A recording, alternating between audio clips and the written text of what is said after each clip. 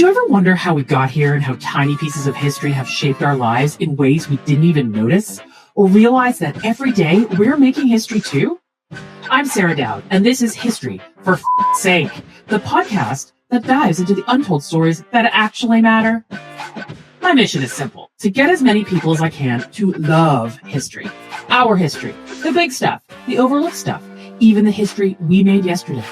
I want you to see history as part of our culture, our art, literature, films, performances, and realize that it's not boring, it's our muse.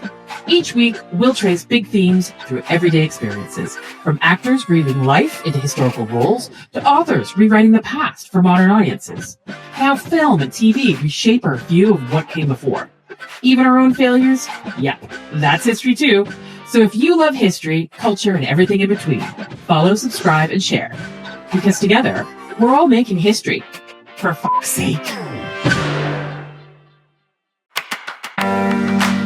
From Glasgow to the Gulf War, Graham Brown, entrepreneur, music director, vocal coach, actor, and veteran, joins me, Sarah Dowd, to mark the 50th anniversary of Queen's Bohemian Rhapsody.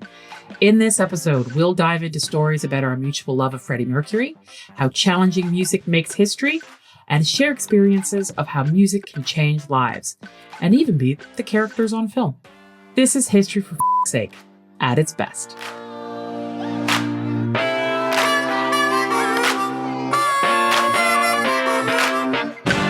So, Gaz, welcome. How are you? Thank you very much. Very good. Thank you for inviting me on.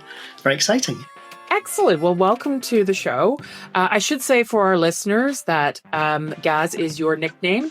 I, too, have a nickname given to me by Gaz, and that is the Gaffer. He's the only person that calls me this, although I do wish there were more. Gaz, welcome to the show. Tell me a little bit about your story. Where did you come from? How did you end up where you were? How did you end up here? Tell me your history. So I grew up in the outskirts of Glasgow. Music has followed me all the way through my life. My dad was a tenor. My mum played organ, and I was always in school choirs and school musicals.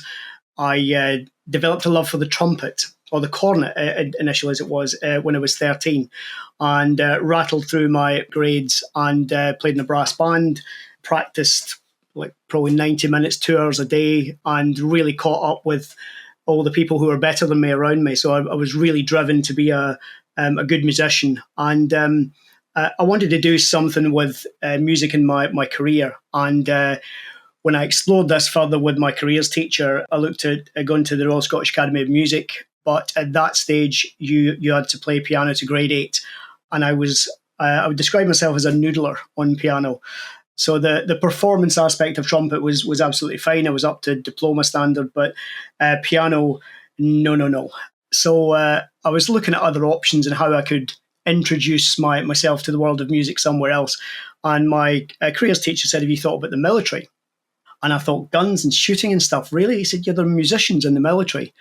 So I explored that further, and I looked at the RAF initially, and that looked like a good cushy life, being an RAF musician. And they had a 6-month waiting list. Now, you know me well enough, Sarah. I don't have the patience for waiting for anything for 6 months. So the army was available. So I landed myself in the army and did some basic training. Ended up doing 8 weeks and was sent off to Kenya for my first tour. So I did a couple of weeks in Kenya. That was the first time I'd ever been on a plane, because my parents weren't plane people. So our holidays growing up were the sum total of Blackpool, Southport, Great Yarmouth. That's about as far as we ever travelled. So the plane was a bit of an adventure. Kenya was great. Actually got to play music for a living. How old were you when you were doing this? 18. 18. Wow. Imagine 18-year-olds doing that now. Oh, yeah. Well, trying to get people into the military these days at 18 is a bit of a job. But did Edinburgh Tattoo a couple of times. The Edinburgh Fringe was in the very early stages of development back then. It was nothing like the behemoth that it is nowadays, and the influential presence that it has in theatre in general. So that really didn't exist back then. It was a tiny, tiny microcosm of what we've got now. And we played at the Parade for the Fringe in those very early stages in 1988. And then I took myself off to the Military School of Music, Neller Hall, which I spent a year studying orchestration, trumpet, cornet, bass guitar, piano. I just was trying to learn as many instruments as I could, but really learned to orchestrate well. That's one of the things that it gave me a bit of a bug for. And I got back to my band really enthusiastic, ready to do loads of arrangements. And I didn't have a particularly pleasant bandmaster, and he didn't really encourage or nurture that talent, which was a bit of a shame. And I had 3 years to serve after that, and I thought, I'm just going to serve my time out and disappear. So we ended up doing, I did a couple of tours in Belize, which wasn't a particularly pleasant place. It's hot and humid. The facilities in the camps were just dreadful, and it's one of these places where you go in for a shower and need a bath within 2 minutes of getting out. It was horrible. But got to see a fair bit of the world. Went to Mexico with the army. Went to New York. Did the LA Film Festival. And John Williams was conducting at that. I didn't realise how big a deal that was. The master, the Jaws theme. Oh, yeah. Everything else. Yeah. So John Williams was doing that. I wasn't a big John Williams fan at that time. I hadn't discovered film music at that point. So our bandmaster was besotted and followed him around like a little puppy. So, but I wasn't quite there yet. So one of the biggest things that happened was there was an ambulance dispute back in 1990. Military people during time of war have to qualify themselves as medics. So I went off and did a medical course. But by that time, the ambulance dispute was nearly finished. So I didn't end up going into that, but quite a few of my friends were involved in that. And I decided I would see my time out after Neller Hall. I was content enough in the forces, but I'm not a soldier. You know, I joined as a musician. It was music through and through for me. If you'd left me alone at Neller Hall, I'd still be there, you know, because it was all about music at Neller Hall. That was amazing. But the Gulf War came up in 91, so we trained for that. We did medical training. We did NBC training, nuclear, biological and chemical warfare training. And we got shipped out to the Gulf. Now, at that point, we were expecting this to be a 2 or 3 year war, because all the rhetoric coming out of Iraq and around the world was this is going to lead to World War III. So I didn't think I was coming back for a long time. As it happens, I was out there for about 2.5 months. So it was no big deal, really. And what I learned about that, it's amazing what you get used to, because at the start, in that first week, when you hear air raid sirens going off, you think, what have I let myself into? And I remember I was sitting in a hangar with people just running around like crazy, and I'm sitting there with my weapon in my backpack, looking around, thinking, I'm a trumpet player. What on earth am I doing in this place? But I had to get a grip of myself, and you can't let people down when you're in that kind of scenario. So I had a word with myself and thought, right, I'm just going to make the best of whatever we've got here. And I thought in that moment, this is about as shit as life can get right now. If I can get through this, then anything else that life throws at me is going to be fine. And I've carried that mantra all the way through my life. There's been a couple of moments, but I've always had that image in my head of me sitting there looking around with tears and thinking, come on, get a grip. So that's carried me through life quite well. It's really interesting. I have incredibly strong memories of Gulf One, and I remember sitting there listening to the radio. I was 12, 13 at the time, so slightly younger than yourself, and but only slightly. And again, I really remember that rhetoric of feeling like it was going to be World War III, and it just made this indelible impression on my mind of suddenly I was 13 and I was very grown up, very hyper aware of what was going on, and that history was being made at that time. And look, of course, what happened in consequence as well. And that's one of my earliest memories of being very hyper aware of a sort of geopolitical context as well. That and the release of Nelson Mandela. I remember that one really clearly as well, which was slightly earlier than 91. And I think back at that time when we'd essentially won the war. I remember a group of us sitting in our tent saying, should we go in and finish the job, finish off Saddam Hussein and draw a line under it? Because, hundreds, maybe thousands of lives would be saved if we did that. Now, the government decided not to do that, but unanimously, everybody said if we need to stay here for another few months to get the job done, that's what we do. Everybody was comfortable with that. And we didn't do that. And of course, a lot more people died after that while he was allowed to live and breathe and just go about his daily business. But we had a couple of moments out there with air raid sirens going off. I remember one night, maybe the second or third night, when it was hot, the humidity had dropped down, and the cold come in very fast at night time. So it would drop to like -2, -3. But when you're hyper as well and you've got things going on around you, one of the guys came in and said, gas, gas, gas, gas. Everybody put the gas masks on. And I had my gas mask on for 11 hours. And as it came through to daytime, the sweat had built up in my mask and it was getting into my eyes and I was trying to lie on my side. It was really, really uncomfortable. And I was either had to swallow it or just let it go. So I just let it go and thought, well, if there is, because we didn't know if there was going to be nerve agent or, you could hear things going off. That wasn't particularly pleasant, but that was probably the worst night. And then, after 3 nights, you hear the air raid siren go off and it was an inconvenience, really. Oh, God, here we go again. So it's quite amazing what you get used to. But, we come back, we assimilated back into life again. I reached a point at the back end of my army life where I thought, this really isn't for me. There was more and more soldiering to do, and that's not why I joined. And I looked at the economic climate in Scotland at the time in 1993 when I left and thought, that's really not for me. And I just decided to stay around the Cambridge area. Just liked the area, the job situation was much better, and just settled in Cambridge. So when you came back, how did music help you, go from your military career into sort of Civvy Street? Because you run your own business now and have done for many years. You're also a vocal coach, you're a music director. How did you get into doing that after leaving the military? Forgot quite an important bit as well. When I was in the Gulf, I took some manuscript with me, a music manuscript, just in case ideas popped into my head. And I decided to write an album about my experiences. And I called it Time, because it's something that we abuse. It's something that we never have enough of. And it's something that we had very little concept of out there. Time stood still and it didn't move at all in moments. And I went down to see the Padre and said to him, could I borrow your keyboard? Could I come down to the church, and play? He said, well, if you come and play, for me on a Sunday, then you can use that whenever you like. I said, well, I'm not really a pianist.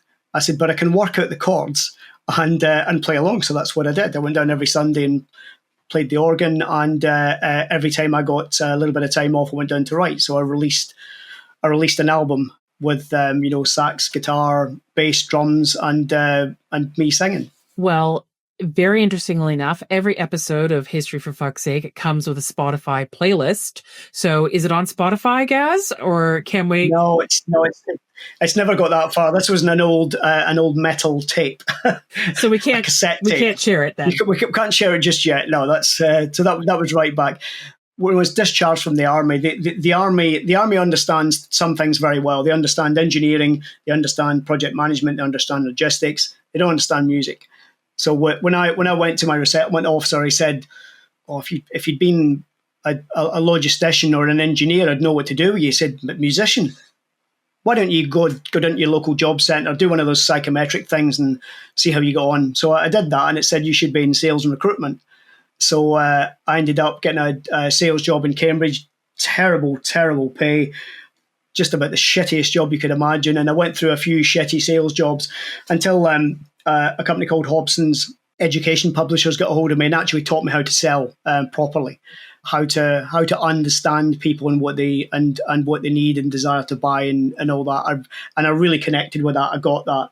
And then I was headhunted to be the sales manager of the Officer magazine. And at that time, I thought, do I really want to go back and do military stuff? But they put a good package together. I joined them and I set up a resettlement magazine off the back of that for people leaving the forces.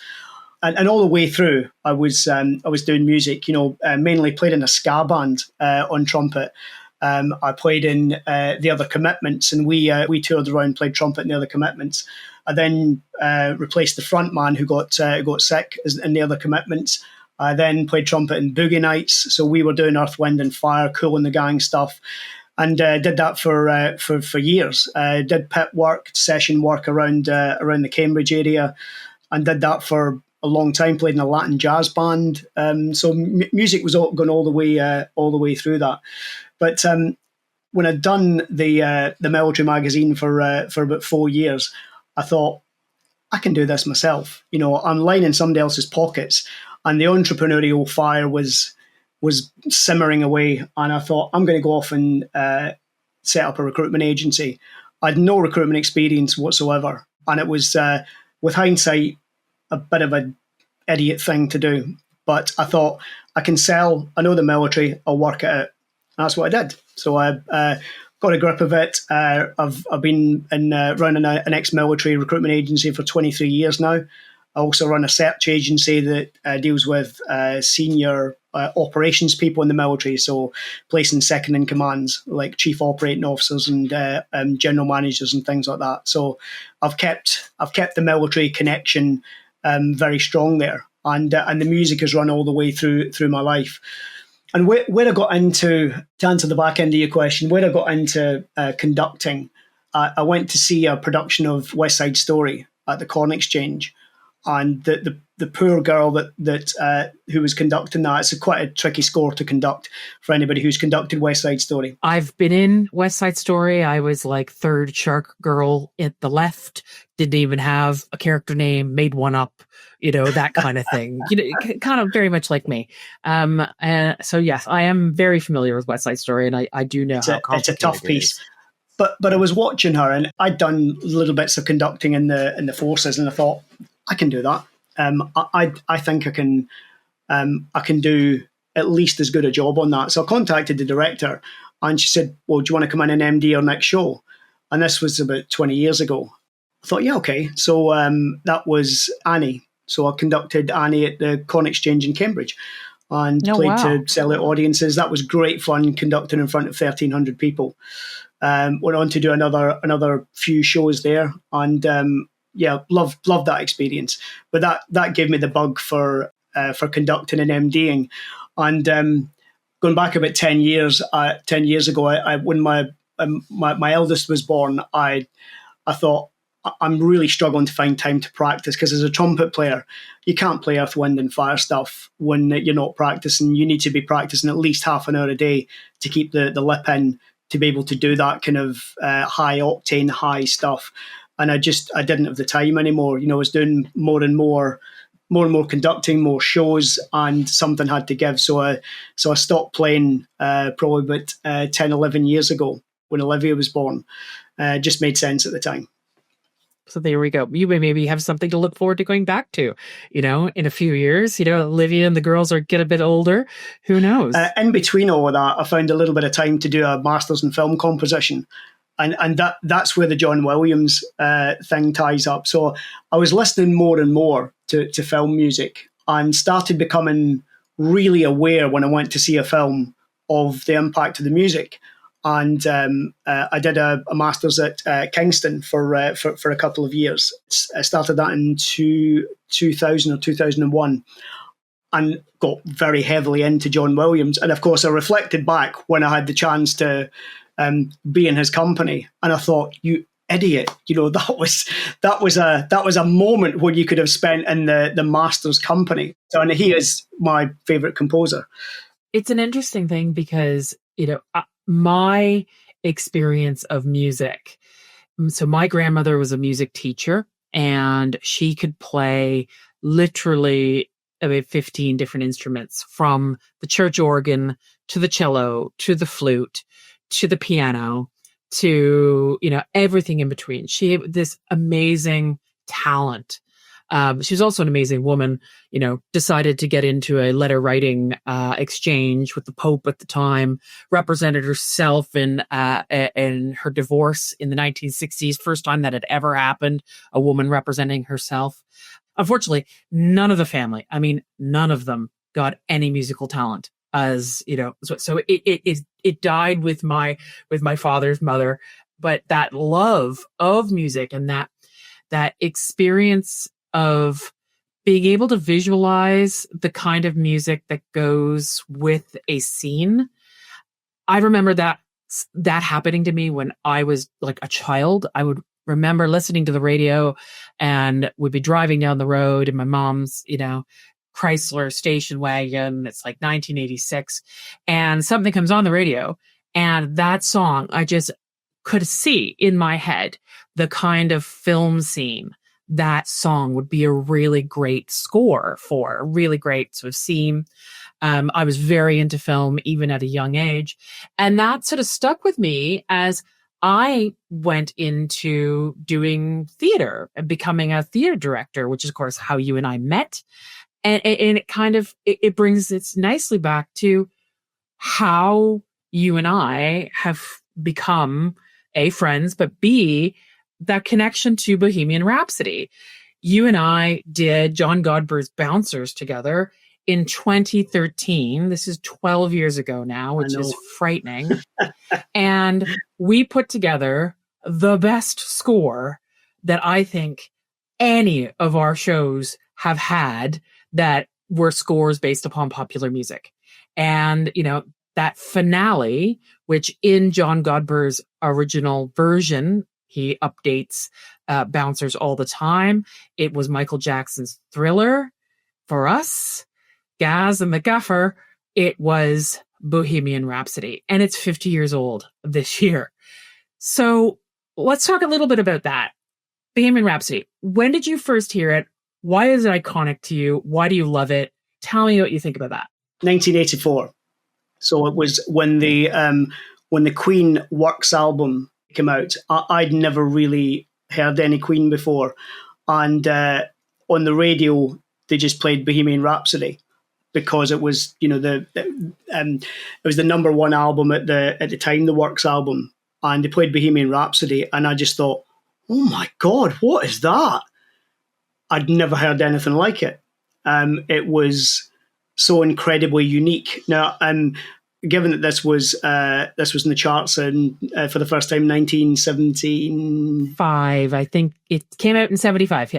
Yeah, 75. So this was well before my musical maturity. So I can probably give myself a pass for not engaging at the time.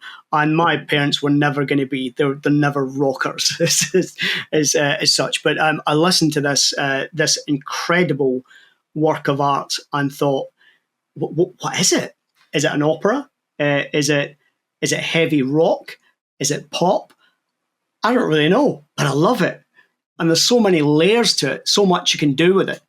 And Freddie's voice, oh man. Yeah, as a vocal coach, you have to appreciate that. It was just clean, clinical, beautiful. I would love to have seen him live. How did he do it? So I'm going to ask you a question. As a vocal coach, how did he have that? He was known for having such a range, and he had that amazing clear falsetto.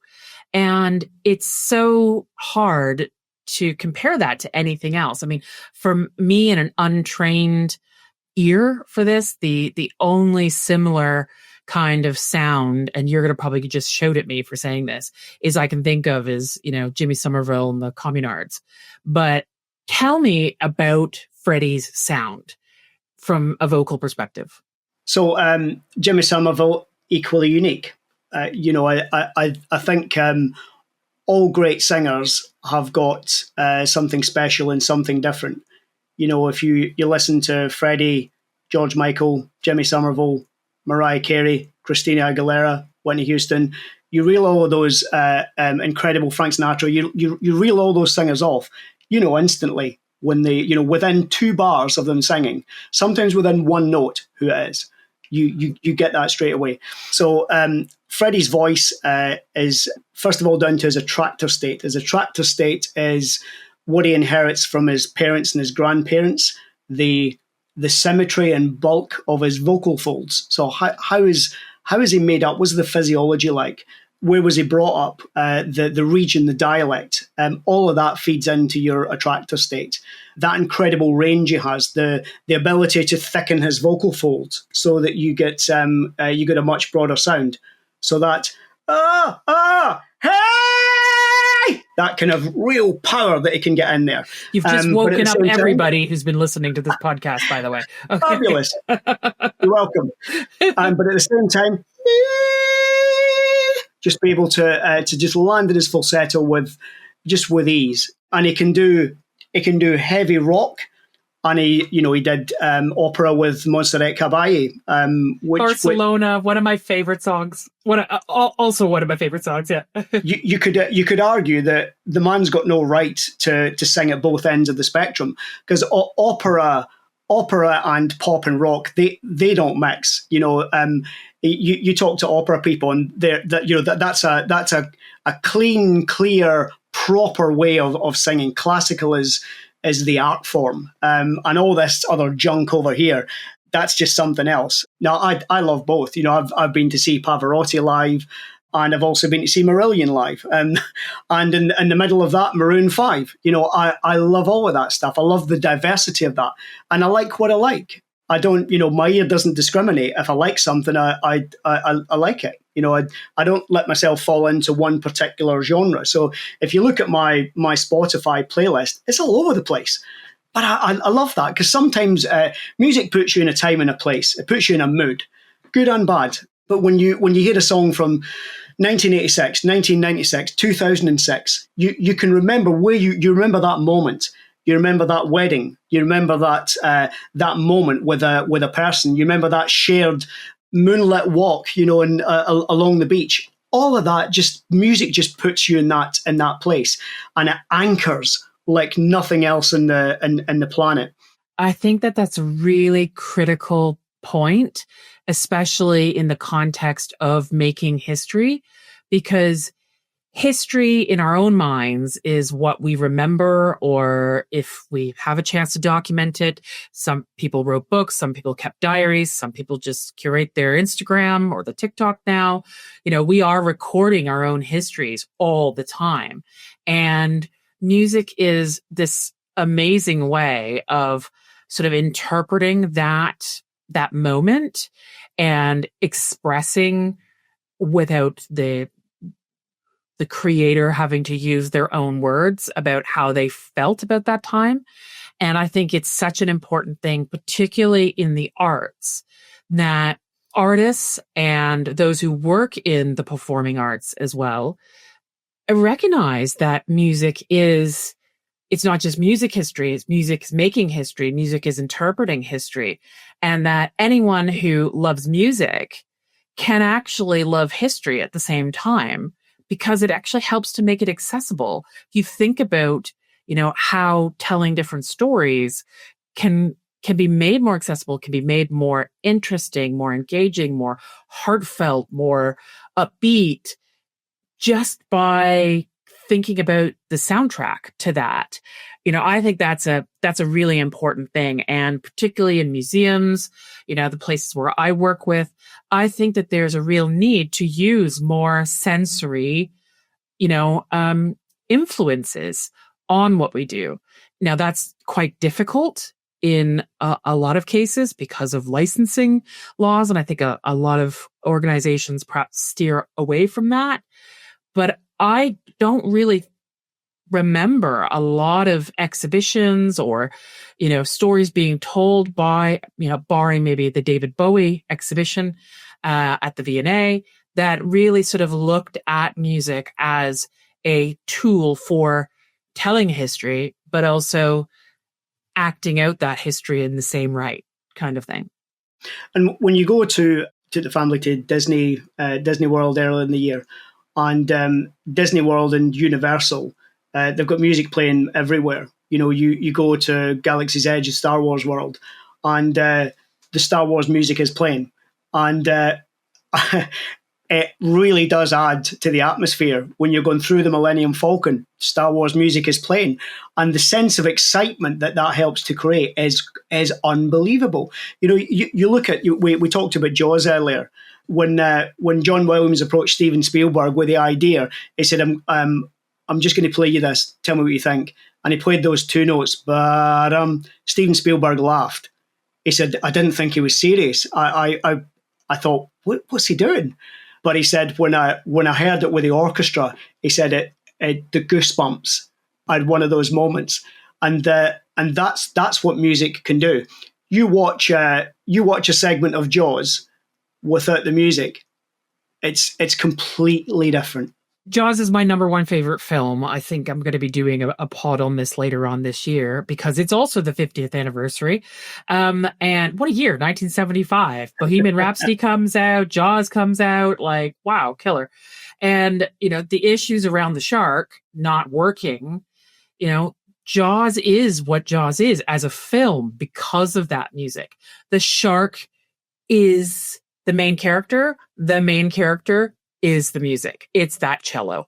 And I've got another pod later on with Kate Kennedy, BBC Radio 3 presenter. She's a cellist. I'm sure I'm going to be talking to her a bit more about that. But you're absolutely right. It's the role that music can play in interpreting and making accessible, a message. And Superman, one of my most vivid memories of going to cinema as a child was sitting in the cinema when Superman came on, and that bum bum bum bum bum. Oh goodness me! I could feel it. I could feel it now. I was practically on my feet with the euphoria of that music. The same at the beginning of Star Wars. It's so uplifting. It takes you to that place. It's quite special. It's amazing. So let's talk a little bit about the power of music. You talk about how that music sort of made your heart race. Are you involved or have you been involved in, working with veterans or people who have gone through trauma and how music can help them? Is that something that you've experienced? No, I haven't worked with veterans in that capacity. I think what's been interesting from my observations as a vocal coach is working with quite a diverse range of people. So I've worked with people who are a little bit older, people who are a little bit younger, and people with different health conditions. So some people with Asperger's, ADHD. Check. I got my ADHD diagnosis earlier this year. Not a big surprise to a lot of people who know me. Yeah. Different people. You just need to work with different people in different ways. The lady I'm coaching at the moment, she suffers from long COVID and was on a ventilator for 3 months and nearly died. Went to see a speech therapist to learn how to speak again. And she said, "I love singing." And she said, "Right, well, go and find yourself a vocal coach." And she struggles with the attention span. I've got to be careful how I explain things to her. And I've been working with her for about 2 months now. And our tone was very breathy. So I've helped her to get better contact with her vocal folds. She had a lesson today. And it's changed how she is as a person now through music. She's now able to hold notes for longer because we've done some breathing exercises. Her vocal fold contact is much better. She's able to sing again. There's an interesting thing about the body wants to breathe, first and foremost. The body isn't designed to sing. It's the heart that wants to sing. And not the vocal folds is actually, when you sing, it's resistance to breath because the vocal folds want to be open to breathe. And when they come together, you make the sound, "Hey, hey," like that. So singing is, in a weird way, an unnatural act. But hey, when the heart gets involved and wants to sing, who are we to resist it? But those little moments, something like that, or preparing somebody for drama school who ends up in the West End stage, and I've done that a few times now, that makes me incredibly proud. We went up to Scotland to see family last month, and I went to see my old music teacher. And I said to him, he's 84 now, and I said, today I do what I do because you did what you did. Nobody ever forgets a great music and drama teacher, of the impact that they have on you. And of course, he's very modest. He laughed it off. And I said, no, it's important just to check in with that. I said, because you made a difference to me. And although the stuff that you taught me, I carried through, I still teach some of the stuff that you taught me now, even to this day, with my girls when we're doing theory. And it's that's fabulous. That's how it should be. Music is something that should be shared with everyone. What did he say when you met him? He recognized that I hadn't grown. for the audience, Gaz is a little bit shorter than I am, but I am 5'11". So, take that what you will. There's my music teacher's 6'2". And I'm 5'2 3/4. It's always the 3/4 that's really important. My mom always says that. I'm 5'4 1/4. It is it's important. It's all important. Yeah, but it was that was a nice moment. You don't know how long you've got in this earth, so you got to make the best of it. And what about you? What's a time that you've made the best of it? What's a time that you kind of thought to yourself, shit, I'm changing somebody's life here, or I'm making history. That's the thing that I'm trying to get across with everybody who listens to this podcast, is that we're always making history. Everything that we do, has an impact on others. And, we might never know that we've affected people's lives in a positive way. But, was there ever a moment where it felt like, oh, something important is happening here? Or did you reflect on that and, think about it that way? I think it feels a little bit arrogant to say that I feel as if I've created history. I think I've had an impact because people have told me so. I think anyone who says that around music, many people have said that over the years that they've made a difference. And they're not as quick to acknowledge the part that they've played and the work that they've done in that, and that's really important. I'm a guiding hand. They put the work in. They do the time. Essentially, they put the practice in and all those hours that go into that. So all I'm really doing is guiding.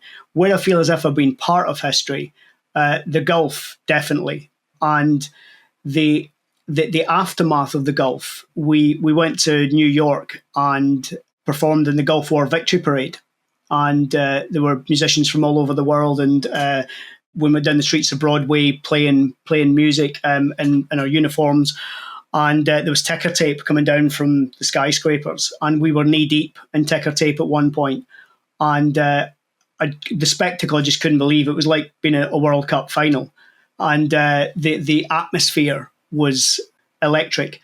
And we went to, I think it was the USS Invincible, was a massive aircraft carrier, which is, it's like a city on a floating city. And we went in there in uniform, and they had a couple of bands playing, and this really good band. And I think, that's brilliant. that sounds like Cool in the Gang.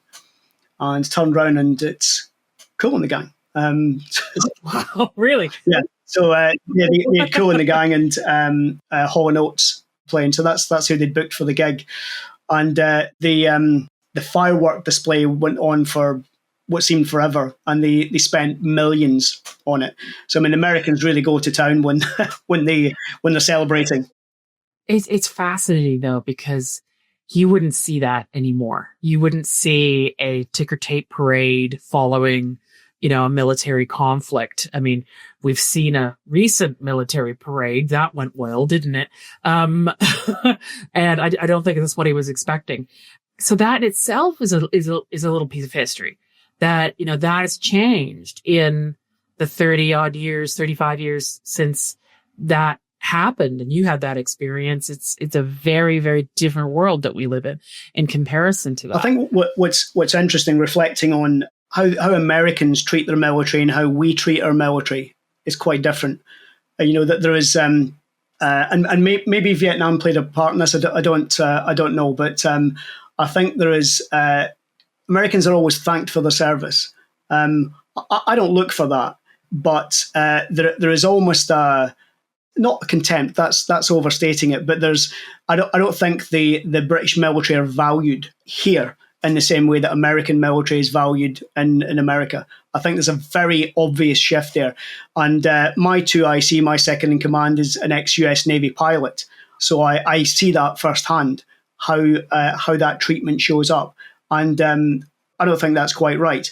That has got better in the last 15 years since a lot of troops were sent out to Afghan and Iraq, and a lot of people died. And that has shifted public opinion a bit, but it's still nothing close to being the same. It's a really interesting sort of comment, because when I was at IWM, we were involved in the very first Veterans Awareness Day in St. James's Park, and it was a significant event. You know, Prince Charles was there. We got to meet him. You know, there were tens of thousands of people there, you know, exploring that. Interestingly enough, the very next day was the 7/7 bombings in London. So overshadowed a lot of that. And it's always been something in my mind where, you know, whether you agree or disagree with the conflict that is being fought and the basis upon which it is being fought, nonetheless, people are putting their lives in danger. And it's so important to sort of make sure that that's not forgotten, in my opinion. Now, that's not saying anything about, you know, some of the complications of modern warfare and all of the politics that goes along with that. But I do think that veterans do play a role. And I love that music has played a role for you as a veteran as well. And that, you know, those little bits of history sort of come together and become part of your story, become part of a lot of other people's stories as well. Gaz, I've got a fun question for you. So if you were to travel back in time and you could perform any song or any musical, when would you travel back in time to, and what would you perform and why?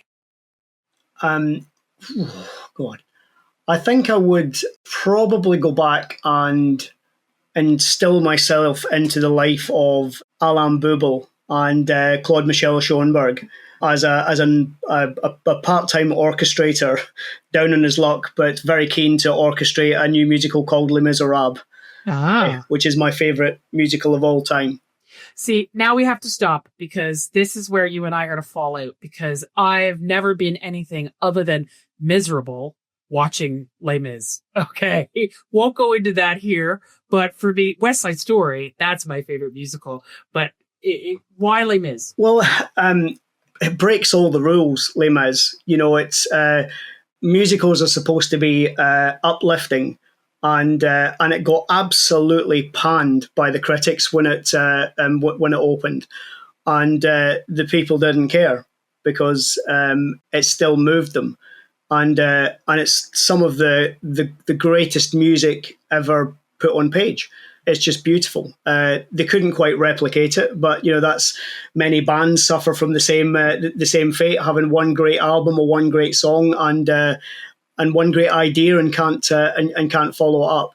But that piece as a standalone is something special.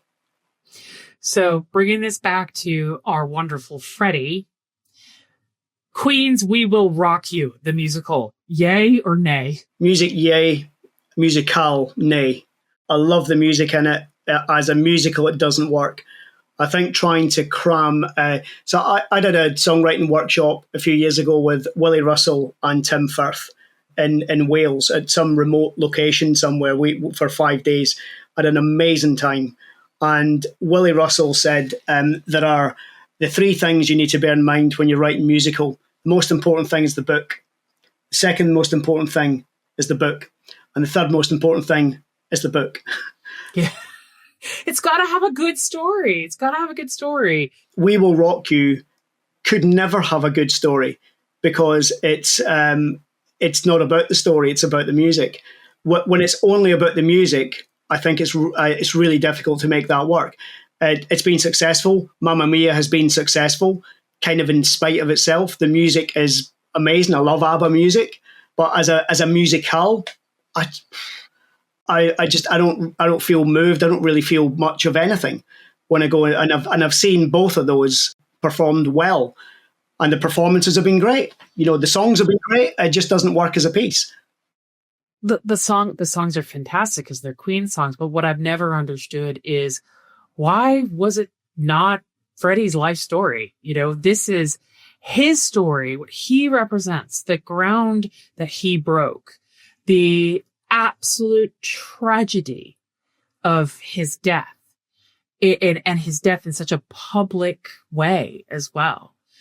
Why are we not telling that story through Queen's music? So Brian, Roger, if you're listening, then come talk to me. I develop interactive and immersive experiences. We could do something here, So all I can say is I see a little silhouette of a man. Graham Brown, thank you very much. Love it. Love that we got together and bonded over a love of Bohemian Rhapsody, of Freddie, and looking forward to continuing making history with you. Thank you. My pleasure. Thanks for listening to History for F***'s Sake. I'm so grateful you joined me to explore some of the untold stories that have shaped people's lives and experiences. If you've got a question, a story, or an idea, let me know. Rate, review, and follow us wherever you get your podcasts. And visit us at historyffs.com or History FFS Pod on socials to connect. Together, we're all making history for F***'s sake.